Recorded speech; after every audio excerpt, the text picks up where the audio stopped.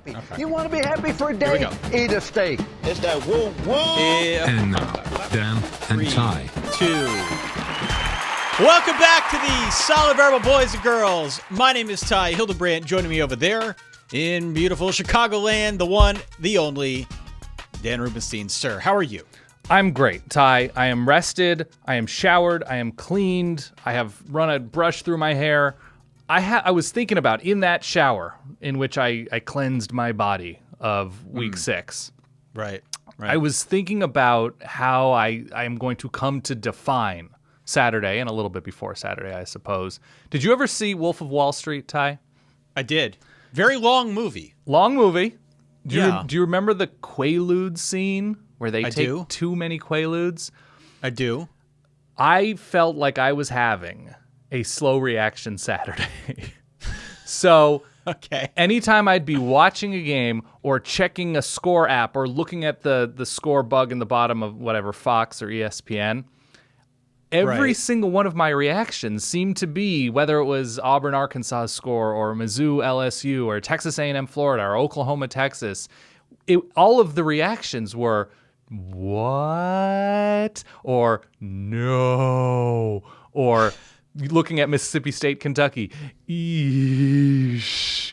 Like the scene where Frank got hit with the tranquilizer dart in Old School. Correct. Sort of like, no, at the birthday party, falls into the pool. Yes. We texted a little bit about the games this weekend, and I said, well, it's kind of like a home dog and underdog Saturday, and you proposed Samoyed Saturday after the Solid Pup. I mean, that's the literal home dog of the Solid Verbal, the official home dog, right? So Solid Wife Kate and I, we're talking this through, and she fully endorses this idea. So good. I'm going with Samoyed Saturday. You can go with slow reaction or slow burn or slow whatever. It was an action-packed week 6, to say the least. Yeah. We're going to get through as much of the action as possible. I love a good hefty early window as well, Ty, where you're not waiting. You're just like, all right, we're throwing you in. What's going to happen? Who friggin' knows? Oklahoma, Texas going to 9 overtimes. North Carolina, Virginia Tech putting up 1,400 yards. Texas A&M, Florida, back and forth. Let's get with it. I love that. I love a hefty early window, Ty. All your offense belong to us was sort of the theme of week 6. Outside of the day of the dog, the Samoyed, the underdog, the whole, whatever you want to say, we have a lot to discuss here. Points were not in short supply. Defense absolutely positively was. So we're going to get into as much of that action as possible. Hello, welcome back to the show. I am Ty. He is Dan. Thank you so much for stopping on by to recap all the action with us. Don't forget, you can follow along on Instagram, on Twitter, and on Facebook at Solid Verbal. We also have a YouTube channel, youtube.com/the Solid Verbal is where you can check out our video stream. There's also a subreddit at solidverbal.reddit.com where our verballers gather amongst themselves and discuss all of our episodes and the action on Saturdays and immediately thereafter. And coming up this Wednesday, the 14th, I believe, Dan, we're also going to be launching a new effort. Yeah. Our Patreon community. Yes. Which I'm very excited about. So we'll discuss maybe a little bit later on in the program what that entails and get that all teed up for the week ahead. But why don't we start where we usually start on the recap show? Why don't we have a listen to your week 6 reverbs? Here you go. And Ty, this is Sean in Parts Unknown. And this 2020 football season is starting to give me heavy 2007 vibes. You know, teams that we thought were good aren't good. Top 5 teams lose every week. Is LSU the worst team in the SEC West?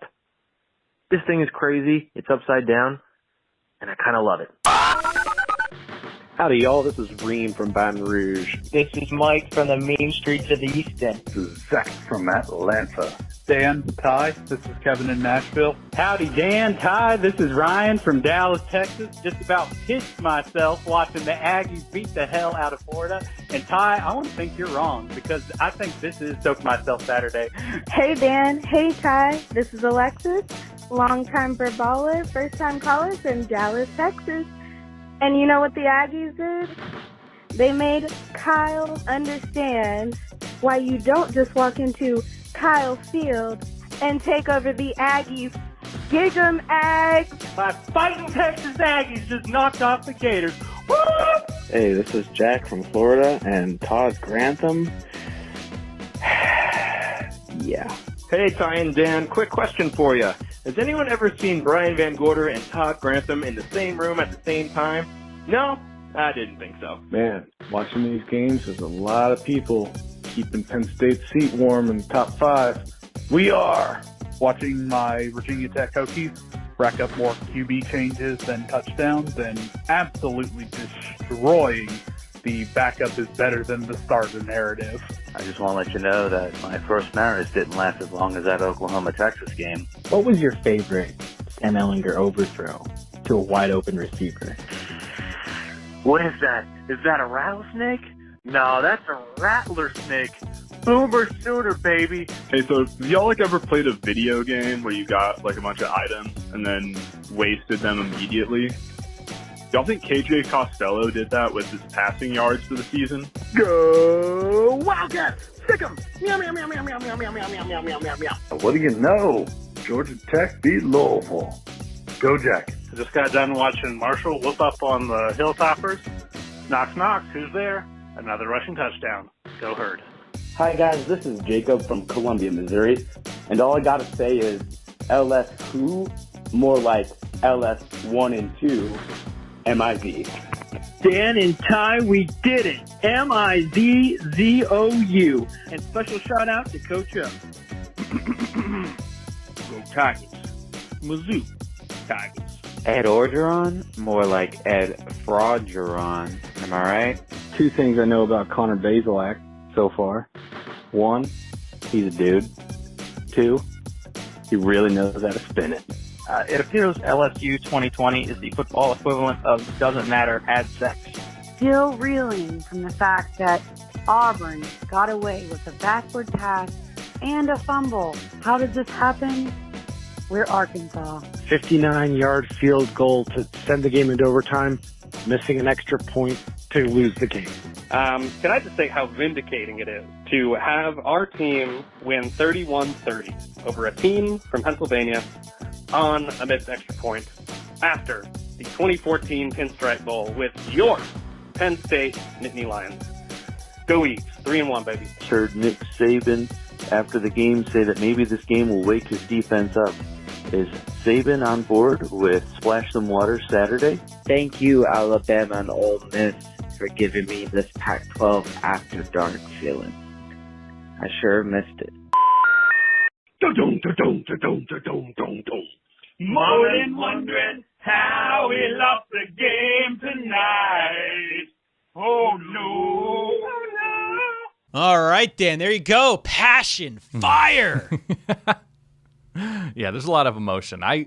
We know that we are going to get an especially spicy batch of reverbs, when people start tweeting us or sending us messages on Instagram. I need that reverb line. Oh, I need that reverb line? What's the reverb line again? Line. 408 what's the verbal reverb one. line? Yeah, what's the number? I need that reverb line. Well, guys, you got to throw me that reverb line number. 408 verbal one for those who are wondering that need that venting space on Saturdays. Yeah. All right. Well, where do we want to start? I mean, like I said, offense not in short supply, a ton of points. If you like offense, it was a good week for you. Yeah. And we knew going in that there were a lot of tasty matchups that you and I were digging, right? Mm-hmm. You never know, obviously, until a week is over, how well something lived up to the billing. Right. I do know that going into week 6, as I was trying to figure out my picks and my locks, I had almost no confidence. Even the Florida lock, which I think I kind of trumpeted a little bit more than I should have, obviously. Give me a reason, Dan. Give me a reason why Texas A&M will be in this game. Just give me one reason. You're not wrong. You're not wrong. Listen, I love it. On the preview show, I went in a little heavy on Florida. Even that game, I had to really squint to try and find something that I would feel good talking about and putting my name to as a lock. So the week did not disappoint. Why don't we start with that Florida game? Yeah. Because that was obviously a pretty big deal in the SEC, and around college football.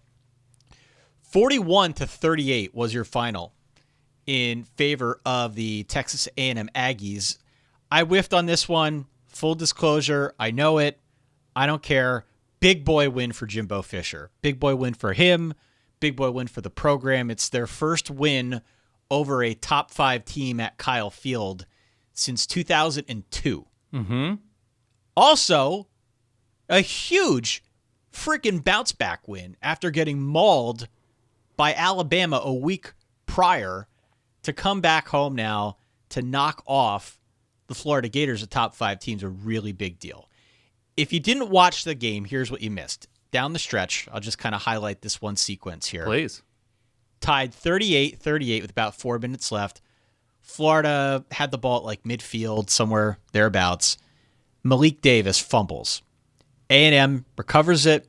They march down the field. They get in the red zone. They ran enough clock. They kick a 26-yarder to win it. 41-38 was your final day. What are your thoughts on this game? Well, first of all, whoever had this Texas A&M team as the home dog of the week, first of all, just pat that friend on the back. Because they said Kellen Mond is better at home. They said Texas A&M is inconsistent and winning in the SEC can be tough on the road. So I don't know, whoever that was. So my actual thoughts of this game were Kellen Mond looked especially decisive, which is not something we've always seen from him in bigger games. Now, the Florida defense seems to be a really nice defense to be decisive against. The Todd Grantham third down issue that people have loved to point out over the years could not have been more obvious on Saturday. 12 of 15 for Texas A&M on third down. Wow. And there was a confidence about Kellen Mond, whether it was play action slant, whether it was downfield to Caleb Chapman, who, by the way, was just a revelation, and hopefully his knee is okay. I did see whispers that he might be dealing with a knee issue after the game, so hopefully he's okay. The fact that Kellen Mond was just so on top of this Gator defense, where defenses have confused him in conference play, and he was just absolutely sure of what he saw, and for good reason. I thought the offensive line came to play for the Aggies. I thought Isaiah Spiller was exceptional, C-lane, hit lane, and that was across college football yesterday. A great day on the ground.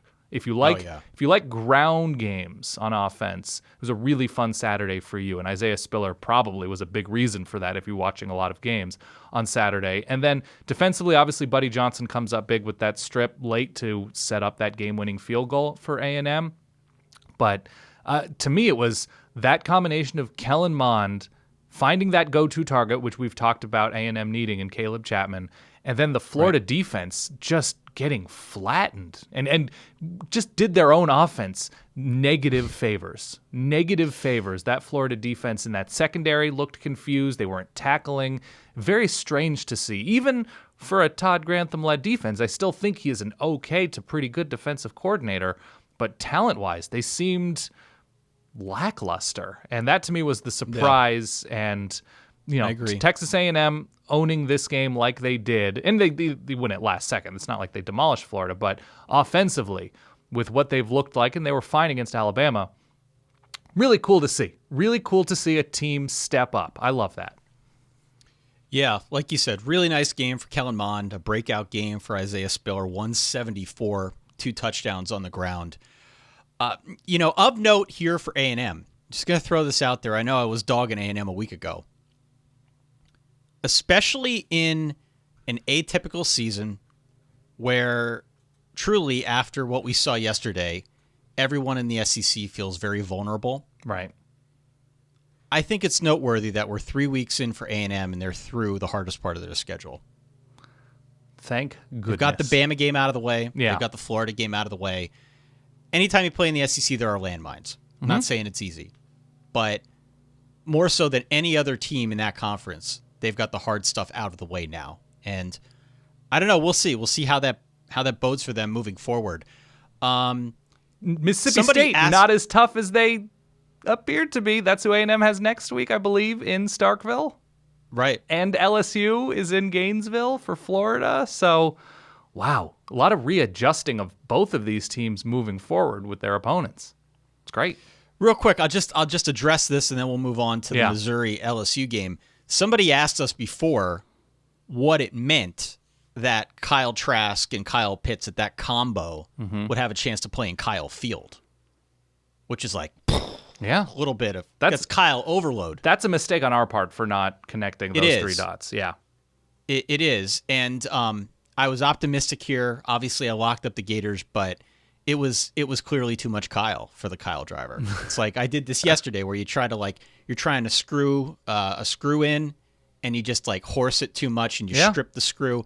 That's sort of, I think, the Kyle driver effect we had in College Station on Saturday. I mean, Kyle Trask was really good. I thought A&M did a pretty nice job, all things considered. It's all relative, of keeping the Florida offense in front of them. I think Kyle Trask finished with 4 touchdowns. He had that really ugly interception that was called back for a penalty where he threw into triple coverage. But that Kyle Pitts did not get 157 and 3 touchdowns is a testament to what he's done early on this season. So it's all relative. And he got a little nicked up in this one. Yeah. Was limited a bit by a foot injury. We hope he's okay. For sure. Big win for A&M, 41-38. Also in the SEC, we had Missouri 45, LSU 41. You remember when, I don't remember exactly what the date was, but do you remember when you heard that LSU was going to bring Bo Pelini to coach the defense, excuse me. Yeah. And I remember thinking, after the season that LSU just had, to be losing Dave Aranda but replace him with Bo Pelini, the rich really do get richer. Coup of sorts, yeah. LSU gave up 586 in total yardage yesterday, including 406 through the air. Yeah. A huge game on the road for Connor Bazelak, Missouri quarterback, who looked every bit the part and just scorched this LSU defense, Dan. Yeah. Ed Orgeron called it embarrassing. He was embarrassed. $2 million for Bo Pelini? I think that's the number. And to show what LSU showed against Mississippi State and now against Missouri, who probably won't have a killer season. That is my opinion, but I do love the feeling that fans probably have when they discover their favorite team has found a quarterback of the future. Like, I believe Mizzou fans should be feeling after what Connor Bazelak showed, but who knows? Maybe it's just another terrible LSU defensive performance. I came away just crazy impressed with him, though. And Miles Brennan had a really nice day as well. The LSU offense is in a pretty good place. The running game wasn't fully there for LSU, but was it Terrace Marshall who went completely off against Mizzou? I mean, good for the Tigers for holding on and believing and fighting in this game. I think they had receivers out from this game. Like, they were down serious numbers in the receiving core. So the flea flickers and the guys running way open downfield for Mizzou. And that's credit to Mizzou for hitting those dudes. But the LSU defense, what? How? So quickly? This is a gap year for LSU. More and more is what it seemed. They'll win a couple interesting games. They're going to lose more. I don't know what to expect from this LSU team beyond shootout-y performances, I guess, moving forward. Let me keep it with Mizzou for a second, though. Okay. Obviously, a lot of points here. The Mizzou defense actually stepped up in a few key spots here. Yeah. The fourth quarter in general, for sure. Yeah, the fourth quarter in general, whether it was like the dramatic goal line stand to preserve the win, or there was a moment in the second quarter where they had turned the ball over, LSU got it, they held LSU to a field goal. Like, little stuff like that adds up, and I think contributes to my next point, which is just that there is a pluck factor here with Mizzou. I think maybe it comes from Eli Drinkwitz. We know he's an excitable guy. But, let me ask you this. Based on what you saw, do you think Mizzou is good enough to beat any of these teams? Okay. You ready? Yep. Vanderbilt. Yes. Kentucky. Yeah. Arkansas. Yes. Mississippi State. Yes. That would be a 5-win season. And there are other opponents on that schedule who I think could be beatable as well. Who do they have left outside of those games? I think South Carolina. Yeah. Is one that I left off. South Carolina we'll talk about in a little bit. South Carolina's beatable.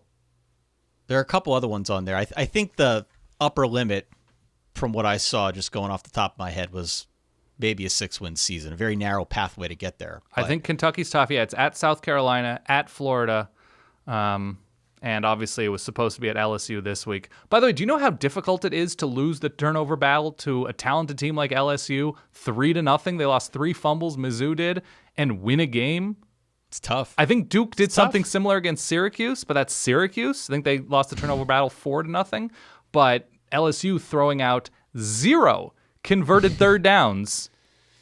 It nudges things in the Mizzou direction for sure. Just a little bit. Yeah. All right. So big win for Mizzou and Eli Drinkwitz's first win in Columbia, Missouri. Okay. Yep. Alabama 63, Ole Miss. Ole Miss 48. Good old-fashioned SEC shootout, Dan. Yeah. This was the best TV show of the day to me. Yeah. Not the best football game, the best TV show. No. I watched this on the iPad while doing the fire pit outside. I was sending you pictures of that. Yeah. Looked terrific. A combined 1,370 yards. Not much defense. Frankly, if Ole Miss played any defense, they might have won. I read to you a tweet from our good friend Roger Sherman over at The Ringer. Yeah. Ole Miss's defense prevented 41 total yards of offense tonight. As in, on 11 drives, they allowed 9 touchdowns, forced a punt at the 40, and a fumble at the 1. If Alabama had gained every possible yard, they would have gained 764 yards, but instead gained 723. Wow. 41 yards, Dan, of resistance. That is all Alabama had to contend with. And still, this was a really close game for most of the way.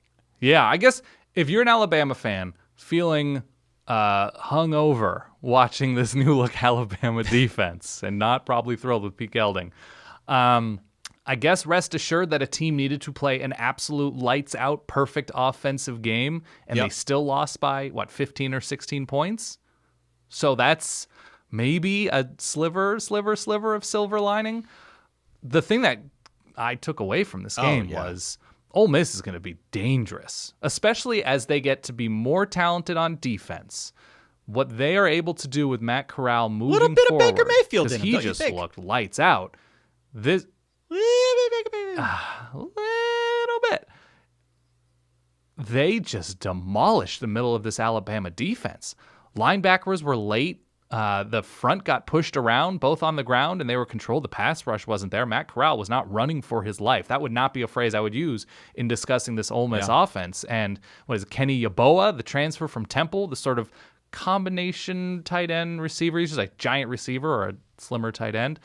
He was amazing. I mean, the both running backs with Snoop Connor and Jerry and Ely were finding lane after lane on the edge. Not a pun intended there, by the way. This was a fun as hell game. Mac Jones was incredible. The Alabama receivers were incredible. Najee Harris was spectacular, but I don't know if it's an Alabama scoring too quickly thing. I don't know if it's an Alabama defense being on the field for too long thing and not having the type of endurance that perhaps a proper offseason would have afforded them. I don't know if there's an actual proper excuse beyond them not being good enough to stop consistently an Ole Miss offense. But once again, Ty, what should you do with your clunkers? You got to win them. You just got to win them, and Bama did. Yeah. Bama moves on with a W. My only other point here, I think you hit most of the big ones. We're not going to sit here and read off stats. Right. It's clear that there were plenty of stats to go around in this game. Ole Miss played at almost an illegal tempo in this game. They played so fast. Yeah. There were a bunch of plays where Bama wasn't even lined up and they were snapping the ball. Mm-hmm. So, you know, a team like Alabama, I guess, is good enough and deep enough to rotate guys in and contend with that. But take the defensive issues for Ole Miss aside, there are going to be some teams in the SEC that just can't hang with that. If they can continue, that pace the whole year through, they're going to wear some defenses down. They will, no doubt. At Arkansas, Auburn, at Vanderbilt, South Carolina, at A&M, Mississippi State, at LSU. Is there a complete team in that listing that I don't feel like there are complete teams, and no Georgia there. No Georgia on that schedule. Pretty nice. And so, can I ask you a pie chart question? Pie chart A pie chart question, Sure. yes. If you are going to come up with a 60-40, 70-30, 52-48 type look, visual, how much of what Ole Miss did was because Lane Kiffin has just cracked the code with his own offense and game planned really well, and there's playmakers everywhere, and how much of it do you think is his intimate knowledge of what Nick Saban wants to do on defense and being able to teach Matt Corral that, okay, when you see this, this is what they're doing. When you see this is what they're trying to disguise, but this is what they're going to be doing. And how much of it was just pure skilled execution? Yeah, I mean, I would... This is just a guess. I'm just asking you to guess. Sure. There's no doubt he's got some insider knowledge on how Saban works. Yeah, because if it comes out that, Ole Miss hacked into Alabama's radio frequency, like, that makes sense. That makes total sense. But also Texas A&M pilloried Alabama down the middle of the field as well. There is kind of a formula with the 2020 Alabama defense that you can mess around with their linebackers. Sure. No, I think it helps that he had a working knowledge, but we've seen Ole Miss in the early going here look really good on offense. Yeah. So I tend to think it's got less to do with Alabama and more to do with Ole Miss. Yeah. I think I was looking for the word pillage, not pilloried, but you know what? Pilloried's different. Happy that's accident, I guess. All right, we got to get moving here. We got much to discuss. Okay, let's move on. Auburn 30, Arkansas 28. This is a rain-soaked game, Dan, a monsoon game, if you will. I think the Hogs got screwed. Did you see the play? Yeah, I did.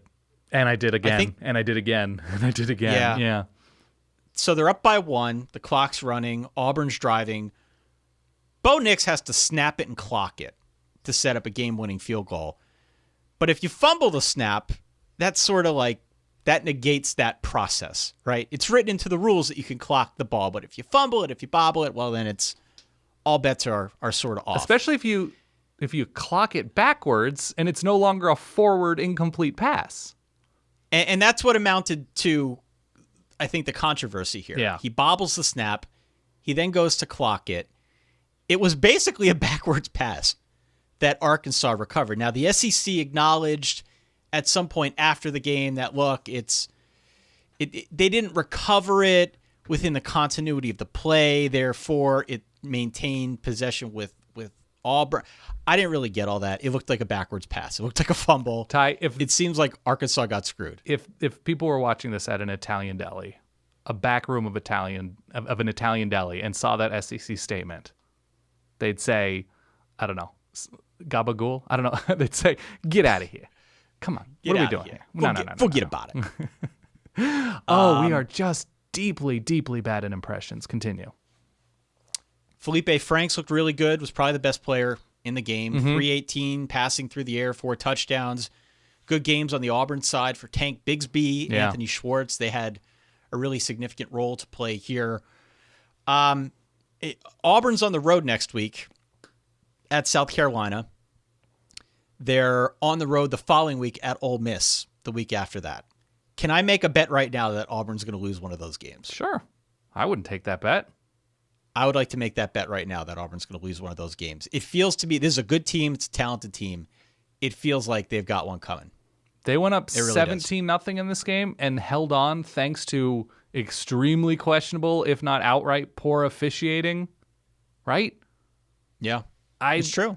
So, okay, so yes, I tweeted out that it was an extremely flimsy explanation, but they underscored the immediate element. It has to be recovered immediately. I think it was clocked at 29 seconds and the recovery happened at 28 seconds. I don't know. Like, do you expect Arkansas to catch the clocked lateral? What is the expectation exactly? I think you're right on all other elements of this game that Tank Bigsby was really good. Felipe Franks may have had the game of his life considering the opponent and the team he is playing for, which I think has a lot of fight and interesting character to it. So fascinating game. And one of those games, by the way, where the broadcasters were like, friend, we've been calling games for a long time. We've never seen anything like this.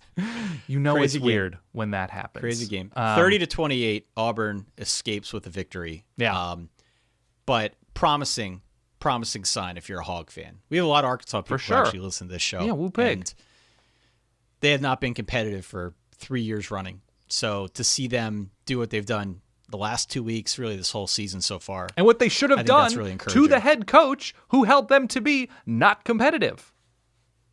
I think that's fair. Okay.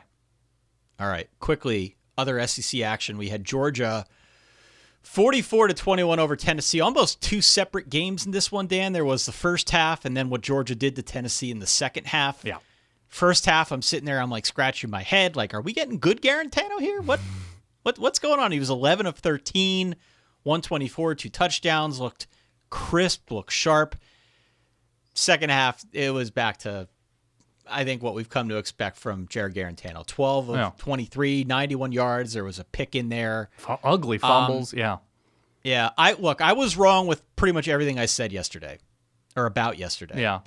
What I wasn't wrong about was Georgia stacking the box and forcing Garantano to beat him. Mm-hmm. And in the first half, that worked. The second half, it didn't. And obviously, that's when Georgia was able to pull away and go on like a 27-0 run in the second half here. Yeah, I mean, you're decidedly pro-Georgia in the outcome of this game, but think about what could have happened if Georgia snapped the ball into the end zone consistently and Tennessee was able to recover fumbles for touchdowns all game long. We're talking about a pretty competitive matchup here because that's how Tennessee obviously scored their first points in this game. And so 14 total offensive points, which were on both really nice throws from Jarek Garantano. But you're right, drive to drive, I don't know what to expect from him. And that's no way to build a season, Ty. No, it isn't. It's no way to build a season. I don't know if there's a better answer behind him because my inclination is to think that, well, the coaches watch practice and they get an understanding of the quarterbacks they have, and Jarek Garantano is the guy that gives them the best chance to win. But against really good teams, you're just going to get 4 to 5.8 stinker drives from him over the course of a game. It's hard. And I feel for Tennessee fans because you see the good version of him with that. It was underthrown, but an incredible adjustment from Josh Palmer on one of those touchdown throws. I'm impressed by Georgia. I continue to worry a little bit about Stetson Bennett, but he is maximizing his own talent, and all he probably has to do against basically everybody Georgia will play, not everybody, but basically everybody, is be fine. You see the picture of him wearing the mailman's hat as a recruit? I like it. There's a charm to him, but I don't want to let that charm and that narrative get in the way of he's going to have to complete some tough passes against some better teams. Didn't have to fully for 4 quarters against Tennessee, but Georgia didn't run the ball incredibly impressively against Tennessee. And that's going to be the case moving forward against some other opponents. I'd like to see more of that because right now I think the cup is full, which is great, but they might be full at like a B+ level. One final note here, as you know, look, I'm all about wearing the masks to prevent the spread of the virus. Yeah. I was not prepared for Jeremy Pruitt wearing his like he was one of the marauders in Mad Max. Yeah, I was going to say, was new. His Lawrence of Arabia look? You weren't ready for that? Yeah, I was really not ready for that. Yeah. It was like he was... I'm not judging. I just wasn't mentally prepared. Wandering through the desert, doesn't want to become dehydrated by letting so much of his skin be attacked by the vicious sun. It was a rough look. You have to make a decision one way or another that you're just going to bypass SEC protocol entirely or wear a mask. I didn't know what that was. And then he found a C, other. Okay. Yeah. All right. Yeah. Final 2 games here in the SEC. Then we got to talk about the Red River Shootout. Kentucky 24-2 over Mississippi State. Mississippi State threw 6 picks in this game. And South Carolina 41-7 over Vandy. I know it's just Vandy, but South Carolina I think continues to look better than even I expected a couple weeks ago. Kevin Harris looked good on the ground here. They're at home against Auburn next week, as I said a few moments ago. That could be an interesting matchup that perhaps we'll come back to. But any quick thoughts on these 2 games? Well, on Kentucky, Mississippi State, it's going to be a long year for Mississippi State, which is shocking considering what we saw out of week 1. But then we adjusted what we thought of LSU now, and we have been adjusting what we think of LSU. So, yeah, it's going to be a long year, and there's a reason why the air raid sometimes takes some time to gel. It took some time to gel at Wazoo because of talent issues, but not having the offseason that State would have liked to have had with KJ Costello and the receivers and just the general scheme and everything like that.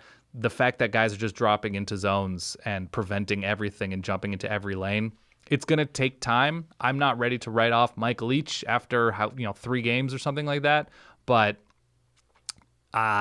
it's a tough watch because Kentucky offensively was not all that much. They were subpar, but that was subpar was eons ahead of where Mississippi State was offensively. And so I don't have many thoughts beyond that. I scrubbed through it quickly this morning. Rough watch, Ty. What was the other game you mentioned? South Carolina Vandy? Yeah, I was just going to say, I'm surprised you don't have the drive chart ready for that Kentucky-Mississippi State game because it was bad. I have... It was like 157 yards of total offense for Kentucky. I have the drive chart. If you want me to hit the drive chart, I had somebody tweeted us the entirety of the Mississippi State drive chart like since the LSU game. Here, I'm gonna dial up my buddy. It's Anton Dvorak? I forget his first name.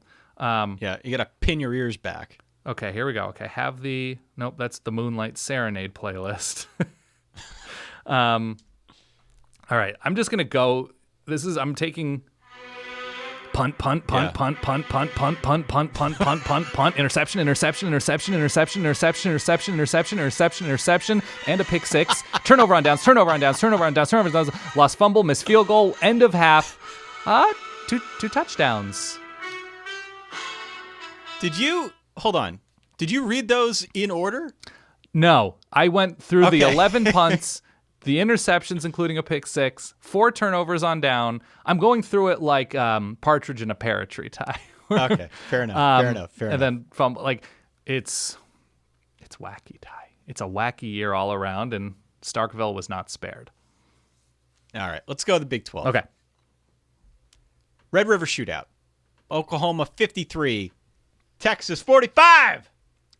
Pew. Boy, did this live up to the billing, huh? Disagree. I hated this game. Game. Why did you hate this game?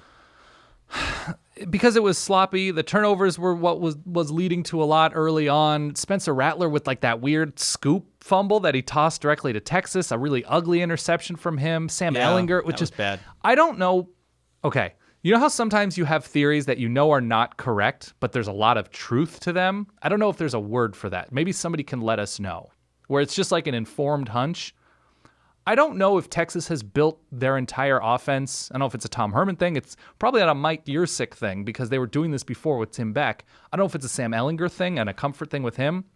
Does it seem like the entirety of Texas's offense is built around slow developing crossing routes?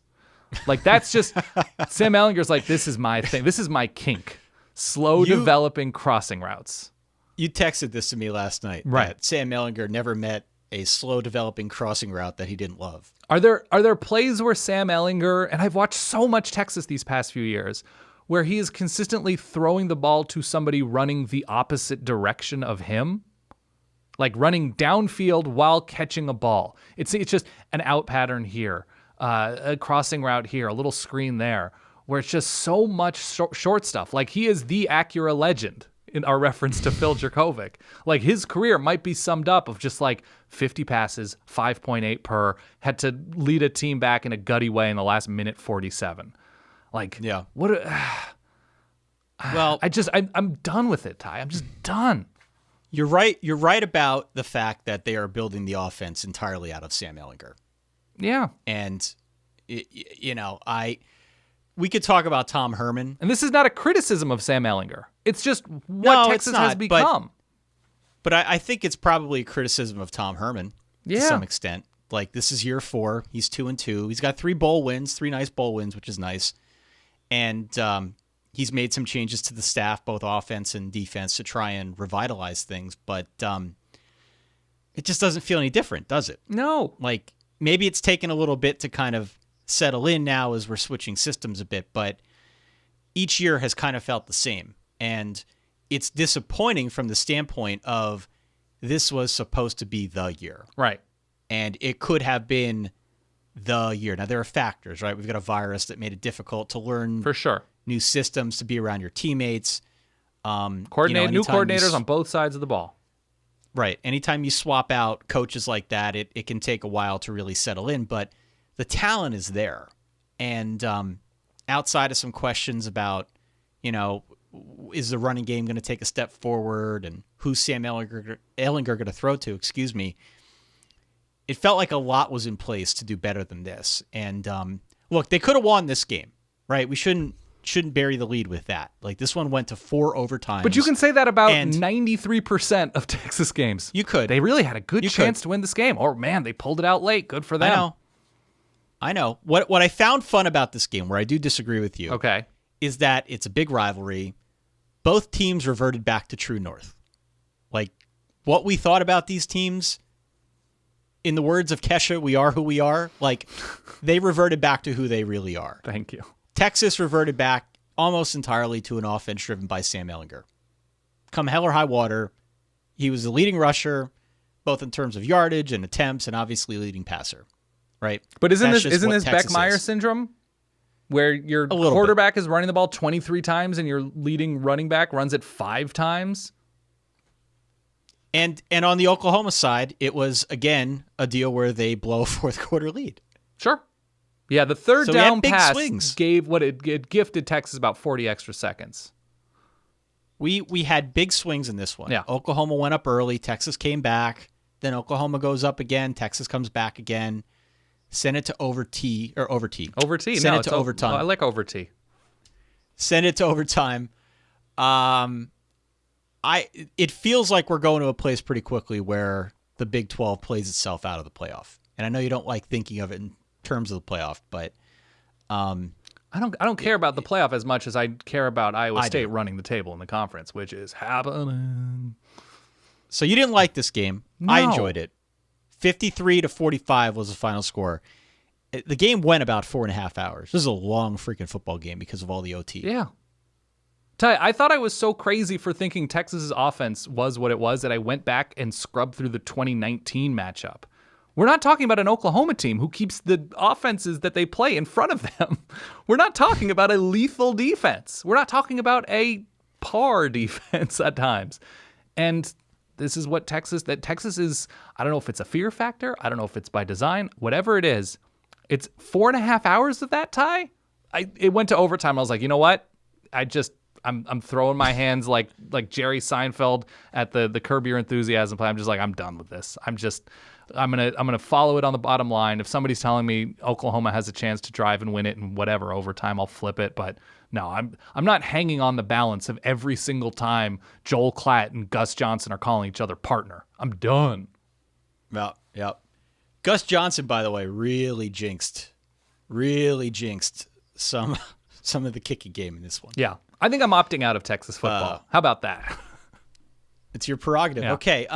Elsewhere in the Big 12, we had 2 teams that were in action that are still unbeaten in conference. One of them is K-State. K-State goes on the road without Skylar Thompson. They win 21-14 over TCU. They start Will Howard, the pride of Downingtown, Pennsylvania. Yeah, what a journey. Is that near you somewhere? Yeah, it's close. Nice. It's really close. Just 8 of 19 through the air, but led the way on the ground thanks to a really long, nice 80-yard run. Cats are unbeaten in the Big 12. They've got Kansas. They've got West Virginia up next before they get into, teams like Oklahoma State and Iowa State. Eventually they play Texas at the end of the year. But K-State, one of those teams, I think, already exceeding expectations. We kind of assumed that they were going to take a step back. And it's not to say that they haven't in some respects, right, but they are certainly just playing really solid football for Chris Kleiman right now. And as evidenced by the fact that they were without their quarterback and still went on the road and got a big win here. Yep. They were like a 8.5-point dog at kickoff. It was probably because somebody knew something about Skylar Thompson, or everybody did, just not us. But yes.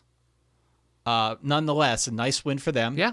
21-14 over TCU on the road. The collision course Big 12 matchup between K-State and Iowa State, like we all talked about all year long. Farmageddon. For the title.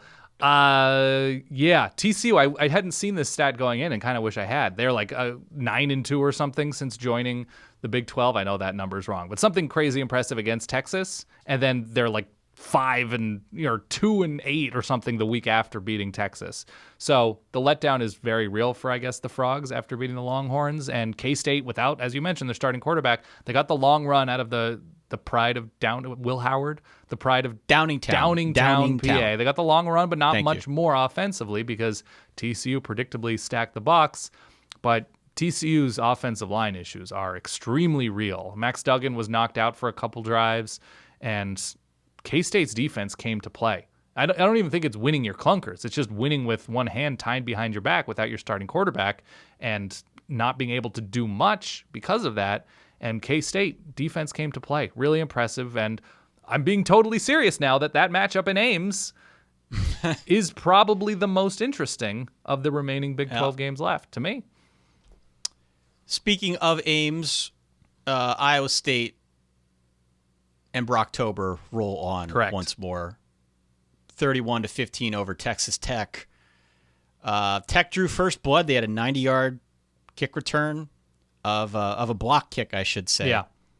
About midway through the first quarter, which went back for a touchdown. But then the Clones answered 31 straight. They put this game out of reach. Nice day for Brock Purdy. Nice day for Breece Hall. They got a big one in 2 weeks on the road in Stillwater, but outside of that opening week loss, it's looking pretty good for both Iowa State and K-State. Yeah, Breece Hall is probably having the best season of any Big 12 running back, though Chuba Hubbard is a better running back. And just a really workmanlike, efficient effort for Iowa State. Look what happens when your offense doesn't make many mistakes and your defense comes to play and your opponent is Texas Tech. You win comfortably and you move on. You don't keep a team in the game with mistakes. You don't, make it a game where it shouldn't be. Really impressive from Iowa State. Glad they got that rust out early, and schedule's pretty nice moving forward. Brocktober. Clemson 42, Miami 17, Dan. This was 100% an Alabama-style crockpotting.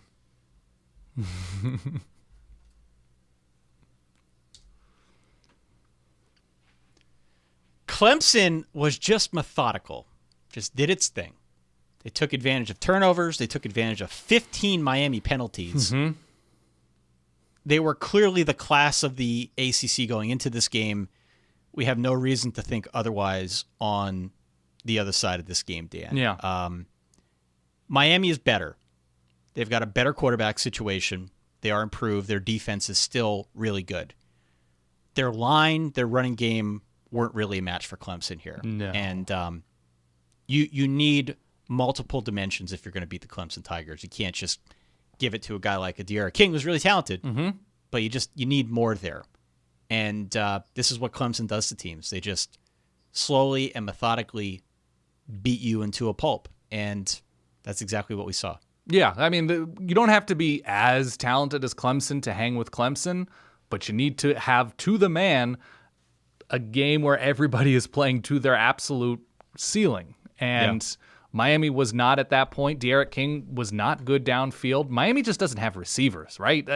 I came away from that game thinking, they don't have dudes to be scared of out wide. And maybe they eventually will. I know they've got a good tight end in Brevin Jordan, and they've got guys on defense for sure.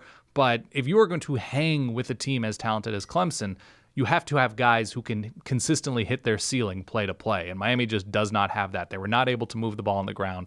The line was a mess in front of De'Ara King. De'Ara King himself, he made plays with his feet, but downfield there was nothing to be had. And Miami's defense, you pointed out the penalties. I mean, there's no way to win a game against an excellent team playing as undisciplined as Miami played on both sides of the ball. But Miami has for sure dudes on that defense. And so if they're able to get the consistent performances like they've gotten from a couple of guys, I really like Jalen Phillips on the edge for the Canes.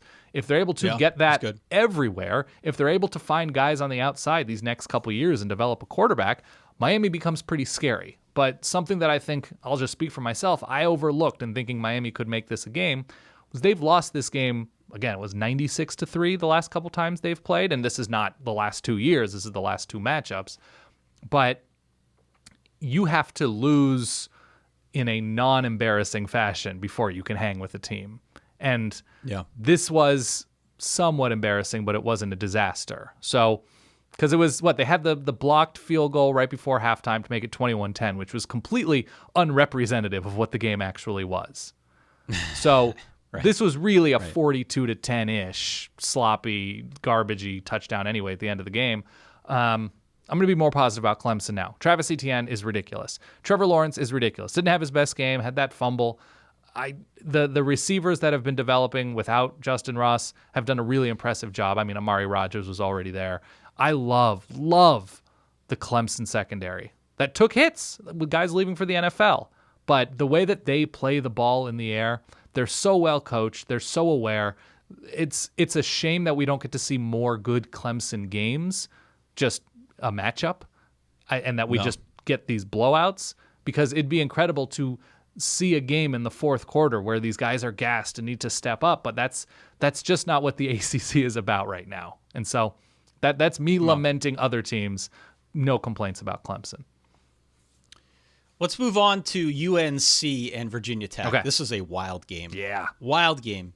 UNC was up big, 42-17, something like that. Mm-hmm. And Tech swaps in Hendon Hooker. Who would have for thought? Braxton Burmeister. Yeah, who would have thought? I had switched this game off because I thought it was pretty much over. And then the next thing I knew, it felt like the blink of an eye. I'm looking at the bottom line, like the new and improved Jumbotron bottom line. And I see that it's 42-37. Yes. What gives? Mm-hmm. What gives? 23 points in the third quarter. Unbelievable. Who would have thought? So, look, pretty much everything worked on offense for North Carolina. Sam Howell had a good game, but they mostly were impressive on the ground behind Michael Carter and Javonte Williams. They combined for nearly 400 yards and 4 rushing touchdowns. This is a game that I had the opportunity of going out on Twitter, looking to see what folks were saying about Braxton Burmeister, and they're like, nah. Could have told you. We need to put Hendon Hooker in there. Yeah. And, perhaps if they had sooner, it would have been a little different result. I don't know. But at least in terms of North Carolina, they're 3-0. Their next 5 games are Florida State, NC State, UVA, Duke, and Wake. All of those are very winnable. No, it would be then a nightmare for UNC if they lost any of those games. It would have to be. Yeah. Yeah. I mean, NC State looks better, I think, than we expected, and we'll have to see how Brennan Armstrong is. We can have that conversation, but continue. We can have that conversation. Yeah. We'll see how Brennan Armstrong is. I didn't see the extent of his injury. Yeah. But those are winnable games for UNC. So it's plausible entirely that they could start 8-0 before they get to Notre Dame and Miami. Yeah. And that's when we started having some interesting discussions, because there's a good team. There's a lot back. I think they're better on defense, although it didn't necessarily show. They had some issues for sure in that second half, and with discipline as well and penalties. Virginia Tech was down 15 players, including either both safeties or a bunch of key dudes in the secondary, and it showed, especially open field tackling wise and run fit wise. North Carolina's got 2 very, very good running backs. It's the most impressive thing about their offense, and I really like Sam Howell. Right now, they are a really impressive running team with Michael Carter and Javonte Williams, and I'm very excited to see, because when do they have Notre Dame? It's not for a little bit, right? Yep. No, it's not till November. Yeah. Okay, November 27th, and then Miami, and it looks like Western Carolina. So right now, it would be very difficult to see them losing twice. Miami, we'll see, it's on the road, but right now, if I gave you 1.5 of an over/under in terms of UNC losses, what are you taking? I would probably take under. You go under? Okay. I think I would too. Yeah. But it might be overreacting to a decimated Virginia Tech defense, because North Carolina also played BC really close, and they ran away from Syracuse. So the data is not all that complete on North Carolina right now, but we're getting a better picture, but there are asterisks next to basically their entire schedule. And we can get into Boston College, because I'm actually coming around to BC. Yeah, the Jerky Boys. It's where we're going next. Jerky Boys. Yeah. 31-30 in overtime. They knock off Pitt. I did call this one right, and I called it on 2 fronts. First off, not just that Boston College had a real pluck factor going into this game. You say this every year, though. Rosters just that the turnover, Jerky coaching Boys- staff's turnover. BC's plucky. Not just that the Jerky Boys were my Yakko's home dog of the week, Right. but also if you want to go all the way back, harken back to our ACC preview, we talked about Pitt. We really like Pitt. And I'm pretty sure I said at some point along the way that, they're going to lose a game where they miss an extra point. Yeah. They're going to lose a dub one like that. And it's really unfortunate because their kicker knocked through a 58-yarder with like 40 seconds left to tie the game to send it to overtime. Yeah, announcers probably said it would have been good from 60, 68, Always. 72. Always. Yeah. Alex Kessman is their kicker. Incredible, 58-yarder. And then he misses an extra point. That sucks. Yeah. That sucks. So all due credit to BC here for doing what they did to, I think, a pretty good Pitt defense that just has not looked the part the last 2 weeks now. 358, 3 touchdowns for Phil Jerkovic. All 3 touchdowns go to Zay Flowers. He's so He's good. a sophomore. Zay is so good. He's developed a really quick rapport with Jerkovic. And Boston College is now 3-1, Dan. Yeah. The Fighting Jeff Halfleys, are 3-1. It's a good amount of fight. That's a good word for what BC is showing because they're not a crazy talented team. A lot of things being overhauled. Phil Jerkovic comes in and needs that immediate eligibility in order to get this sort of competitive Boston College team. There was something about both Boston College, and I noticed this with Georgia Tech as well against Louisville, where there's that immediate buy-in. I know this is now year 2 of Jeff Collins, but that immediate buy-in and belief with a true freshman quarterback at Georgia Tech, now with Phil Jerkovic coming in, I love that sort of just belief, especially in a very strange year. I came away crazy impressed with Boston College. Pitt's just sort of more of the same. Like they're going to win this game or lose this game by 1 to 4.5 points every year. But the Boston College thing is interesting to me. And you're right about the herky-jerky element to Phil Jerkovic because it's not pretty. There are a number of positive adjectives I would use about Phil Jerkovic. that he is scrappy, that he is willing to stay with a play, that's more of a phrase than an adjective, but that he locks in on dudes downfield really, really well. His connection with Zay Flowers is really impressive, but you're driving through some construction zones to get to the final destination with Phil Jerkovic. His throwing motion is what an algorithm might think a robot needs in order to throw something forward. Like it's not human. It's sort of robotic. It feels unnatural, but as long as the ball is getting where it needs to go, as long as they're winning, they just beat Pitt. If you can Pitt's a good picture team. what you'd look like holding a giant pipe over your shoulder, that's part of the motion. It really is. That's part of the motion somehow. Yeah, just sort of. But I don't know. They won. Whatever. They won on a missed extra point, and it counts as a W all the same. I'm excited to see them, and I guess we can transition to, because it does feel like Jeff Collins and Jeff Halfley, fighting Jeffs of the ACC. I was also in the shower. This is. I could be thinking about important things, but in the shower, I thought about, is it more likely that somebody named Collins Halfley or Halfley Collins is a Georgia recruit in 2027? Definitely Halfley Collins. See, I think it's Collins Halfley. Solidverbal@gmail.com. Let us know. Speaking of Jeff Collins, big win. This game took place on Friday. This was another one that if we would have previewed it on the show, we didn't because it was a Friday game. Right. I probably would have locked up Louisville, -4.5 at the time. Did not work. No. Georgia Tech wins 46-27. It's their second of the year. It was a rainy night in Atlanta. They used turnovers to their advantage here, Dan. They weren't without their own share of mistakes for sure, but I think the observation here is that Jeff Sims is improving at quarterback. And look, they play hard. They did last year. We're seeing it again through the early part of this season. Good on Jeff Collins. Good on Georgia Tech for, I think exceeding expectations here. Defense. In the early going. And go ahead. I was just saying, defense got better over the course of the game. I'm not going to play Dvorak, but these are the Louisville drives. I know they had issues on offense, quarterback, but it's punt, fumble, touchdown, fumble, punt, downs for Louisville in the second half. And that's something I actually really like looking at for these teams that are trying to scrap together a positive trajectory. And for Georgia Tech, and I've mentioned Jahmyr Gibbs as being one of my low-key joys this year. He's, a good player for a team that's not going to be affecting much in the way of the ACC conference race. But Georgia Tech getting better over the course of games, that if you look at the games that might be winnable due to huge deficiencies, like Louisville's defense still very clearly is, Louisville. Tech, 2-2, 2-1 in the ACC. Trajectory, which might be my favorite word of this very strange season, it seems very real. They're gonna lose. They're gonna lose a game 52-19, but they're gonna win some winnables. Win some winnables, yeah. Speaking of which, Louisville is 1-3. Turnovers killed them for 2 weeks in a row, and good effort from Malik Cunningham, and Javian Hawkins. But did Louisville and Mississippi Mississippi State not play each other in a bowl game?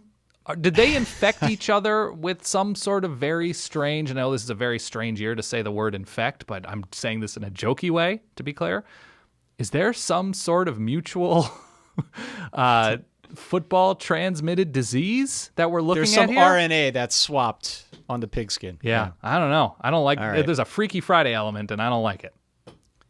3 other games here in the ACC that we'll cover very quickly. Notre Dame 42-26 over Florida State. Notre Dame was off a longer than usual layover because of some of their own issues with the COVID. Looked really good on offense, especially on the ground. Kyron Williams, Chris Tyree combined for 288 and 3 touchdowns. Ian Book took some more vertical shots. I saw that. He was hitting Javon McKinley? Yeah, that was the one takeaway that I had. The running game, if that can continue to develop, would be a huge, huge deal for the Irish. But the ability, the willingness to stretch the field and look downfield, keep his eyes downfield, and not necessarily just take off. That I don't know if they're working with him on that. I don't know if that was part of the specific game plan here, but it did not go unnoticed by me.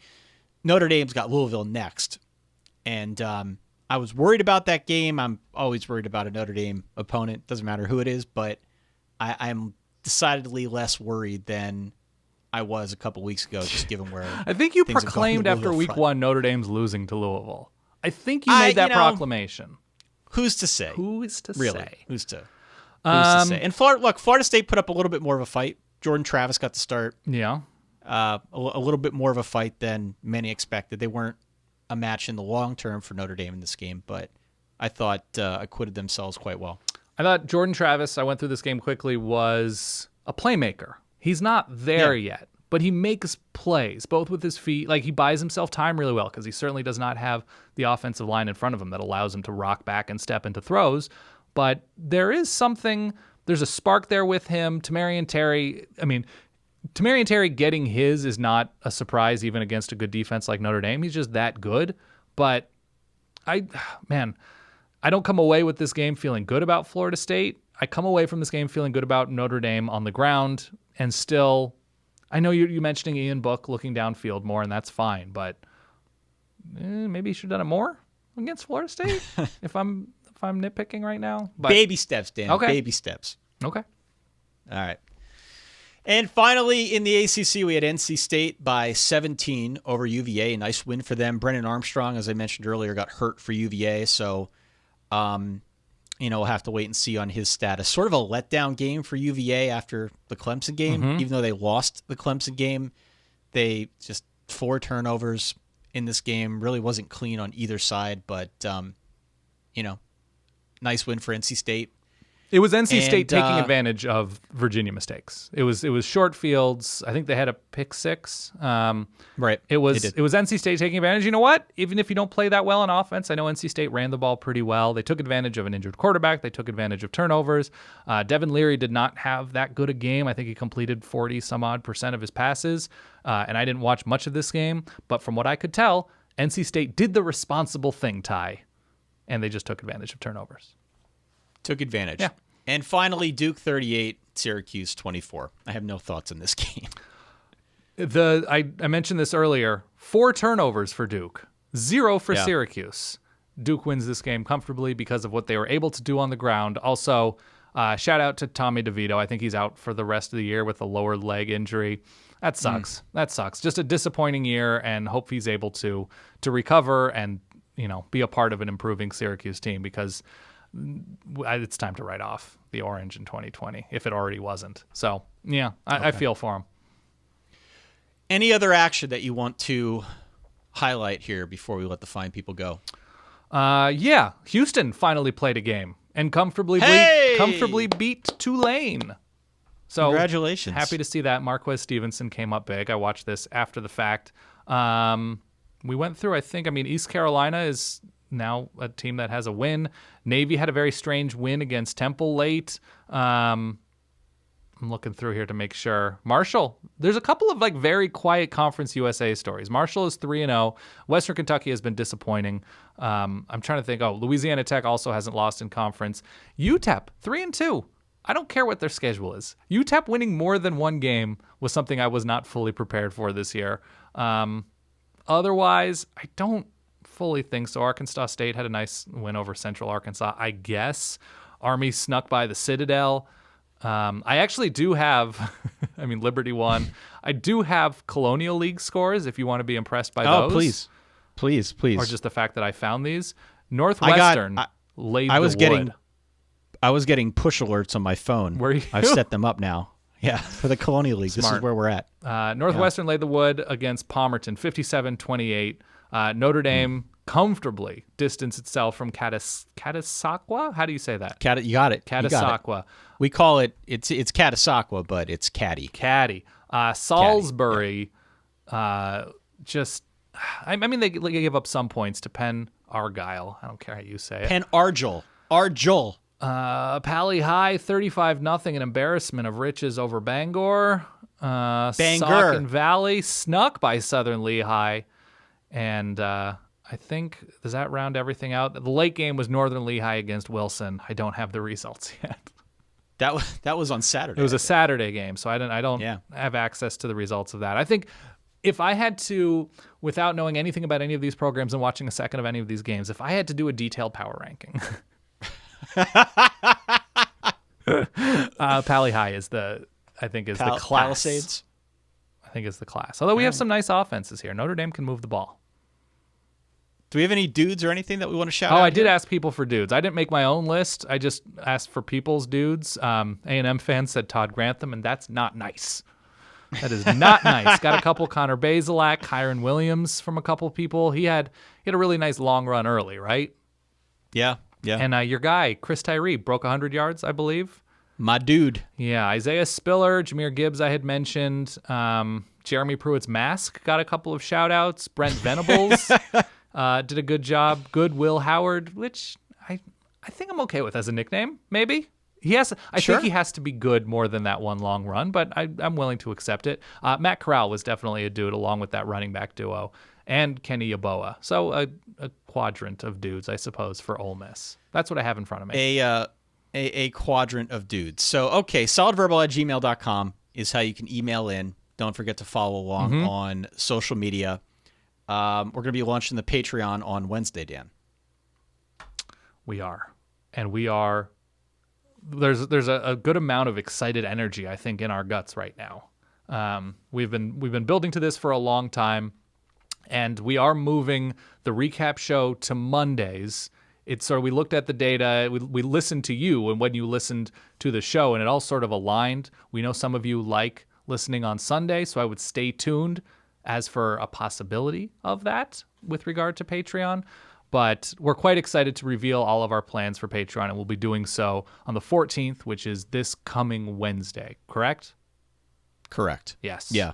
So big moment. We're excited. Tiers. We've got elements that we've never even revealed that are possibilities with regard to the Solid Verbal video stuff, web stuff. There's merchandise stuff, Ty. I'm over the moon here, excited for this next step. Yeah, it'll be a lot of fun. Yeah. It'll be a lot of fun. We've had requests forever to do something like this. And people just like supporting the show. That people just they've listened for so long, and, we're so grateful for that, and they want to give back, and that's something that we don't ask for, we don't expect, but it's really nice that it's all coming together nicely, finally. Yeah. All right. Well, we appreciate everybody listening along with us here as we recap all the action in Week 6. Some big games in Week 7. We're excited to dive into those when the time is right. Yes. You can listen for our next show on Wednesday. Yeah. Correct. Wednesday morning. Week 7 That's when it drops. preview. Do you have Week 7 in front of you? Is there anything spicy? Well, there's Georgia, Alabama. That's the spicy one. Georgia, Alabama. Is that an afternooner? Is that a CBS 3:30 I think Eastern? it's a 3:30. Yeah. I love that window. Is there a hefty early window like we got this week, potentially? I have not actually done the deep dive yet. I'm pulling it up in front of me right now before we sign off. Week 7. Yeah, I know Georgia, Alabama is a big one. We're this much closer to Big Ten, Pac-12, MAC, and Mountain West football. BYU, Houston, Friday night. That's early spice, Ty. Pitt, Miami, I wouldn't recommend watching that game. You got Louisville, Notre Dame. You already penciled in Louisville for the W there. LSU, Florida is going to be strange. It's definitely going to be strange. A&M, Mississippi State, no. Georgia, Alabama, yes. Okay, I would say off week in terms of obvious bangers, but those seem to be the fun ones nonetheless. All right. Well, if you missed any of the action, Yeah. and you want to listen back through to maybe some of the broadcasts out there, College Football Rewind, we talked about on the last show. All you got to do is search for College Sports Now wherever you get your podcasts. It's available Sunday mornings through the regular season. They go through all the top 25 action. Sometimes they take you inside the booth so you can hear some of the local team-specific radio calls. Yeah. Yeah, it's a lot of fun. A lot of fun from our good friends over at Learfield IMG College. So check that out. Definitely. The only other personal note, if I could, Dan, one thing that I wanted to add in here, we were passed along some sad news. Oh, yeah. Sad to hear that Wesley Brown, a friend of the podcast, a Reverb caller, passed away far too soon last Sunday. We just wanted to send our condolences out to his family, his friends. He was a voracious reader. So his family's requested that donations be made to Everybody Wins, which is a noble cause and organization that promotes children's literacy. Definitely. I will post that link in the show notes. Hope everyone can give it the attention it deserves. And if you got a few bucks to spare, chip that in for a good cause. But thoughts and prayers and condolences out to Wesley's family. Yeah. Really sad thing. Yeah, we hope Wesley, wherever he is, stay solid. Stay solid, man. All right. Good show, Dan. Fun to catch up as always and talk all things college football. We appreciate everyone's support out there, not just on this episode, but for all the calls yesterday and for all the support we know you're going to give us moving forward. If you like the show, don't forget to subscribe. Don't forget to review, to rate. All that stuff is so very greatly appreciated. We will be back on Wednesday. We're going to talk about Week 7, a spicy Week 7, Dan. Yeah. You ready? I'm ready. All right. I'll talk to you all on Wednesday. Dan, I'll catch up with you after the podcast. Yeah. Sounds good. In the meantime, for that guy over there, Dan, for myself, Ty, we'll talk to you all soon. In the meantime, stay solid. Peace.